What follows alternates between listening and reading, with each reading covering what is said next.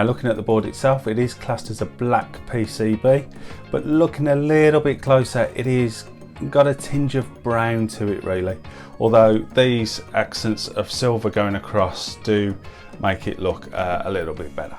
Now with this ultra durable series of motherboards, Gigabyte have gone away from the old red and black theme that they've used in their G1 gaming series, for example. And we have a nice little gold theme going on, a nice little Gigabyte logo there in gold. And the only LEDs on the board are these ones by the audio chipset, which glow a nice gold colour. Now the CPU socket is here. This takes a 1151 socket chip like the Skylake or the Kabylake, and because it's a 200 series motherboard, it will support Kabylake out of the box. In fact, I'm going to be putting the new Pentium, the G4560 in here. You can go up to an i7-7700K in here, but because it's a B250 board, you're not going to be able to overclock. Now you've got 4 Ddr4 Ram slots. They'll support up to 64 gigs of total memory at a speed of up to 2400 megahertz. As you can see, they're coloured black and grey.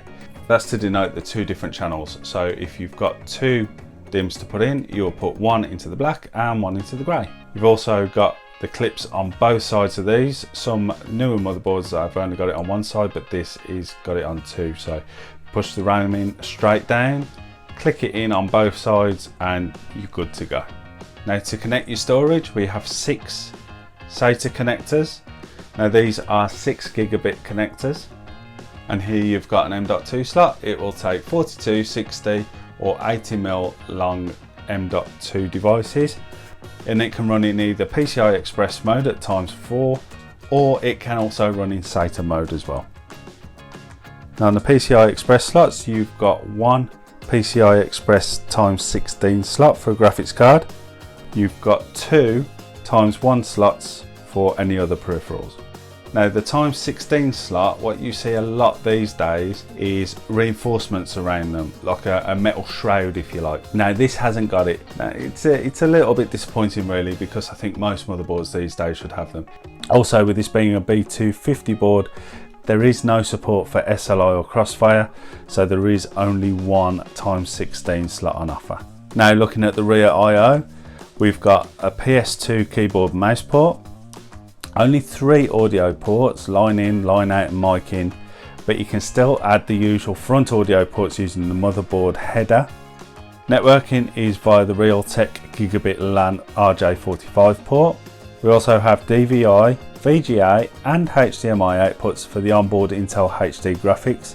There's also 4 USB 3.1 Gen 1 ports and another 2 available via the front panel connector. Additionally, there are 2 USB 2 ports on the back and 2 headers to allow for an extra 4 to be connected.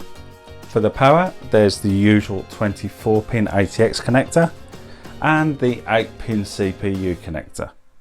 The front panel connectors are here. Now it would have been nice to see something like the Gigabyte G connector included, but it just means you have the old usual fiddly job of connecting up the front panel connectors when the motherboard's in the case. Now there's only 2 fan connectors on the board. There's the CPU fan connector there and the system fan connector, which is there.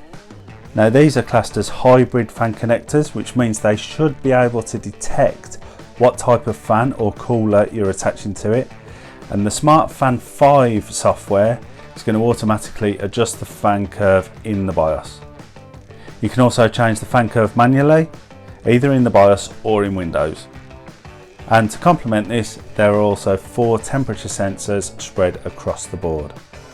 To be honest, I'm a little disappointed that there aren't more fan headers on the board, but you can always get around this with a fan splitter cable, like this.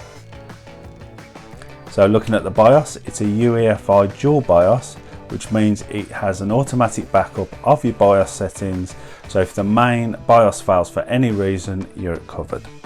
So in summary, let's have a look at some positives and some negatives. Well, as you can see, the positives do outweigh the negatives. This is a great value motherboard that I wouldn't hesitate to recommend. Anyway, that's all we got time for in this video. I'll leave a link to this motherboard in the description below.